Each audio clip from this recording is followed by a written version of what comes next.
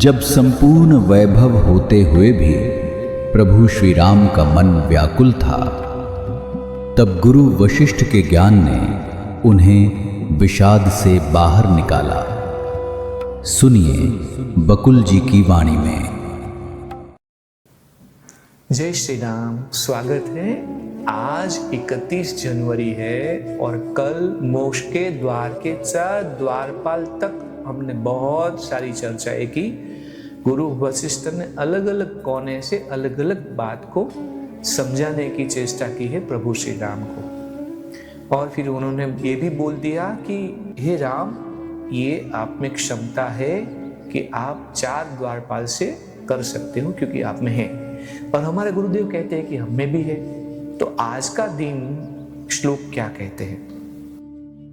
युक्ति युक्तम उपादेयम वचनम बालकादपि अन्यतृणम इव त्याज्यम अप्युक्तम पद्मजन्मना।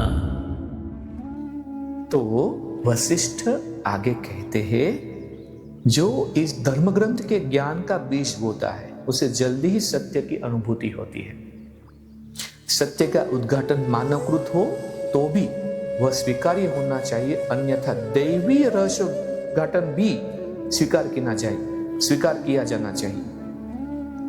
छोटे बालक के वचन अगर ज्ञान से युक्त हो तो उन्हें स्वीकार कर लेना चाहिए, अन्यथा सृष्टिकर्ता के वचन भी तिनके के समान फेंक देने चाहिए अगर वह सत्य के साथ ज्ञान के वचन नहीं है। तो जो धर्म ग्रंथों का प्रतिपादन सुनता है और उस पर चिंतन मनन करता है, वह अथाह ज्ञान राशि से आनंदित होता है।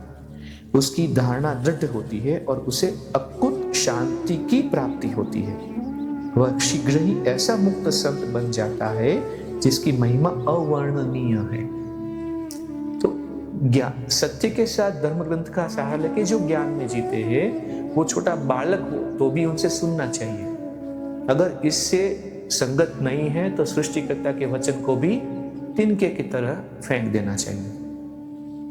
जो धर्म ग्रंथों का अध्ययन करता है और उनकी शिक्षाओं को ग्रहण करता है, उसे फिर संसार के पदार्थ अपनी ओर आकृष्ट नहीं करते। जब उसे प्रतीति होती है कि सर्प की तरह जान लेवा ये सांसारिक पदार्थ जीते जागते चित्र के समान है, तो फिर वह उनसे भयभीत नहीं होता। तो हर ज्ञानी व्यक्ति हर पदार्थ, हर पूरे सृष्टि में जो भी दिखता है वो चित्र की माफिक दिखता है उनको, तब वो प्रभावित नहीं होता, फिर उनको कोई तकलीफ ही नहीं होती, फिर उनको कोई भय भी नहीं होता। जब संसार इस रूप में दिखाई देता है तो फिर उससे किसी प्रकार के सुख दुख की अनुभूति नहीं होती। कितने दुख की बात है कि ऐसे धर्मग्रंथ सुलभ होने पर भी लोग इंद्रिय भोगों में लगे रहते हैं और घोर दुख पाते हैं। तो ये ग्रंथ के रचयिता ने भी ये बोला, कितनी दुख की बात है कि हमारे पास ऐसे धर्म ग्रंथ है, योग वासिष्ठ रामायण है, अष्टवक्र गीता है, पतंजलि योग सूत्र है, भगवत गीता है, नारद भक्ति सूत्र है, शांडिल्य भक्ति सूत्र है, फिर भी लोग इतने सुलभ होने के बाद भी दुख में रहते हैं लोग। हे राम, जिस सत्य की अनुभूति व्यक्ति को स्वयं नहीं हुई हो, उसका विवेचन उसे तब तक समझ में नहीं आता जब तक उसे उदाहरण देकर समझाया न जाए। तो सत्य की अनुभूति अगर स्वयं नहीं उनको हुई हो तो फिर कितने भी विवेचन उसको हम समझे नहीं समझेगा। इसलिए उनको उदाहरण लेके समझाना पड़ता है। इसीलिए ऐसे उदाहरण का प्रयोग इस ग्रंथ में निश्चित उद्देश्य से परंतु सीमित आशय से किया गया है। इस ग्रंथ में बहुत ही उदाहरण दिए गए हैं। हमें आगे आएगा तो उदाहरण बहुत सारे हैं, लेकिन उनको सिर्फ और सिर्फ आशय के लिए ही लेना है बस। न उनका शाब्दिक अर्थ है ग्रहण करना चाहिए और न उनके अर्थ की खिंचातान उनके आशय से अधिक करनी चाहिए। जितना आशय है उतना ही उस उदाहरण को लेना है। ज्यादा हमारे जरूरत से ज्यादा उस उदाहरण को भी हमें उसमें पढ़ना नहीं है। जब धर्म ग्रंथों का इस प्रकार अध्ययन किया जाता है तो यह जगत स्वप्न सदृश प्रतीत होता है। इन उदाहरणों का इतना ही आशय और प्रयोजन है। विकृत बुद्धि वालों को धर्म ग्रंथों के उदाहरण की गलत व्याख्या नहीं करनी चाहिए। तो कई लोग क्या करते हैं कि उदाहरण का ही फिर, जैसे गणेश जी के ऊपर इतना हाथी का मस्तक क्यों है, भगवान शंकर को तो पता ही होना चाहिए था कि मेरा बेटा है, फिर भी उनका गलती से क्यों शिरच्छेद कर दिया। तो ये सब उदाहरण को मूर्ख लोग पकड़ के फिर उनका गलत गलत मतलब निकालते हैं। इसके अतिरिक्त तब तक इस धर्म ग्रंथ का अध्ययन निरंतर करते रहना चाहिए जब तक सत्य की अनुभूति ना हो। इसलिए मैं बोलता हूँ बाहर बाहर इसको हर रोज इसका पठन करना है, तब जाके कहीं किसी दिन कुछ समझ में आएगा। किसी धर्म ग्रंथ के अल्प ज्ञान से अत्यधिक भ्रम उत्पन्न होता है। अगर एक बार पढ़ा या फिर उसमें से न समझने वाली चीज समझ लिया तो क्या होता है, भ्रम उत्पन्न होता है। हृदय से परम शांति के अस्तित्व को न मानने से और काल्पनिक आधारों पर वास्तविकता को स्वीकार कर लेने से बात नहीं बनेगी। अपूर्ण ज्ञान और विकृत तर्क बुद्धि से ही ऐसी स्थिति उत्पन्न होती है।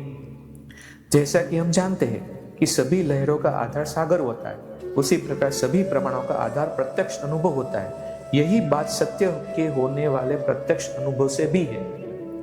अनुभवकारी बुद्धिमत्ता ही आधार होती है और जो स्वयं क्रिया बनती है वो अनुभव भी बनती है ना। तो जो वस्तु का अनुभव होता है, जैसे एक बच्चे को जब तक ये नहीं हम बोलेंगे कि दिए को हाथ नहीं लगाना है, नहीं लगाना है, लेकिन बच्चा नहीं समझेगा। लेकिन कब समझेगा जब वो अपनी उंगली उस ज्योत को लगाएगा, जलेगा, तब वो अनुभव होगा उनको। अनुभव के बाद फिर वो ज्ञान को समझ पाएगा। तो क्या बोलते, अनुभवकारी बुद्धिमत्ता ही आधार होती है जो स्वयं क्रिया बनती है और अनुभव भी बनती है। हम जानते हैं कि वायु में गति अंतर्निहित होती है और उसकी जानकारी भी अनुभवकारी बुद्धिमत्ता में अंतर्निहित होती है। अज्ञान से आवृत होने पर भी देखने वाला मन विचारता है मैं वह हूं और फलतः वही बन जाता है। किसी भी पदार्थ का अनुभव उसके आधार में ही होता है, अन्यत्र नहीं। तो अनुभव मात्र आज की बात बता रहे हैं कि हमें जागृति में अपने अनुभव से ही सब कुछ धारण करना है, प्राप्त करना है।